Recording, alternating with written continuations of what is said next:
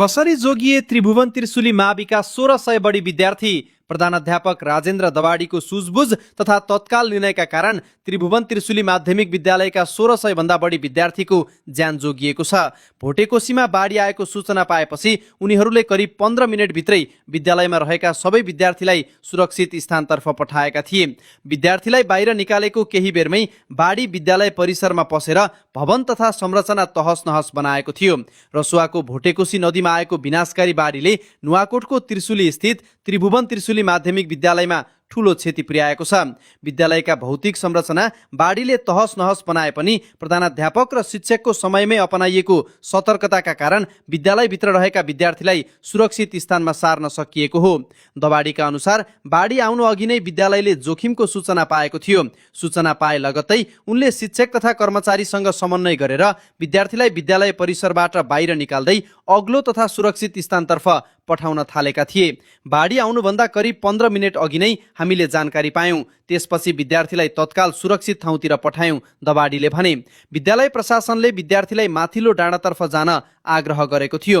विद्यार्थीहरूलाई सुरक्षित स्थानतर्फ पठाउने क्रममा शिक्षक तथा कर्मचारी पनि उनीहरूको साथमा थिए। जोखिम बढ्दै गएपछि पनि प्रधानाध्यापक दवाडी र शिक्षक पण्डितले विद्यालयभित्र कोही विद्यार्थी बाँकी छन् कि छैनन् भनेर यकिन गरेका थिए। म र प्रदीप पण्डित सर सबैभन्दा अन्तिममा विद्यालयबाट निस्किएका हौं। हामी निस्किँदा विद्यालयभित्र विद्यार्थी थिएनन्, दवाडीले बताए। तर विद्यालयबाट बाहिरिएपछि विद्यार्थीहरू विभिन्न दिशातर्फ लागेकाले सबैको अवस्थाबारे तत्काल यकिन गर्न कठिन भएको उनले बताए। बाढीपछि त्रिशुली क्षेत्रमा विद्युत तथा सञ्चार सेवा अवरुद्ध हुँदा विद्यार्थी र अभिभावक बीच सम्पर्क स्थापित गर्न थप समस्या भएको छ।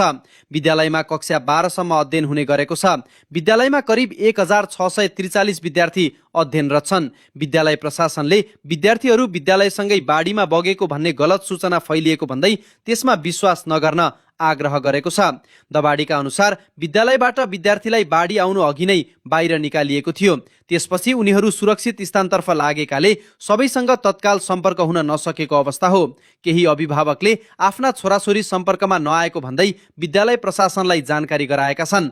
अर्कोतर्फ केही विद्यार्थी सुरक्षित रूपमा घर पुगेको जानकारी समेत विद्यालयलाई प्राप्त भएको दवाडीले बताए। विद्यालय परिसर नजिकै सञ्चालनमा रहेको महिला छात्रावासमा करिब 30 जना छात्रा बस्दै आएका थिए। बाढीले छात्रावासतर्फ समेत क्षति पुर्याए पनि त्यहाँ रहेका सबै छात्रालाई समयमै सुरक्षित स्थानमा निकालिएको प्रधानाध्यापक दवाडीले जानकारी दिए। बाढीबाट विद्यालयको भवन तथा अन्य संरचना ठूलो रूपमा क्षतिग्रस्त भएका छन्। कक्षा कोठा, विद्यालय परिसर तथा अन्य भौतिक संरचनामा बाढीले गम्भीर क्षति पुर्याएको छ। तर विद्यालयका 3वटा बस भने सुरक्षित रहेको दवाडीले बताए।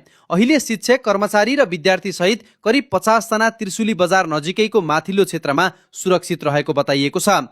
उनीहरू रहेको क्षेत्रमा समेत विद्युत तथा सञ्चार सम्पर्क अवरुद्ध भएकाले बाहिरी संसारसँग सम्पर्क गर्न समस्या भइरहेको छ।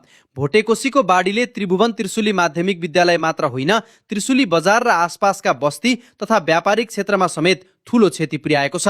स्थानीयका अनुसार बजार क्षेत्रमा घर तथा पसलहरूमा पानी र लेदो पसेको छ भने कतिपय मानिस उद्धारको प्रतीक्षामा छन्। विद्यालयको भौतिक संरचना बाढीले ध्वस्त बनाएपछि अब विद्यालय सञ्चालन समेत ठूलो चुनौती बनेको छ। तर तत्कालका लागि विद्यालय प्रशासनको प्राथमिकता भने विद्यार्थीहरूको अवस्था यकिन गर्नु, अभिभावकसँग सम्पर्क स्थापित गर्नु र सबैलाई सुरक्षित स्थानमा पुर्याउनु बनेको छ। प्रधानाध्यापक दवाडी र शिक्षक पण्डितको तत्काल निर्णय तथा सक्रियताले विद्यालयको संरचना जोगाउन नसके पनि 1600 भन्दा बढी विद्यार्थीको जीवन जोगाउन निर्णायक भूमिका खेलेको छ।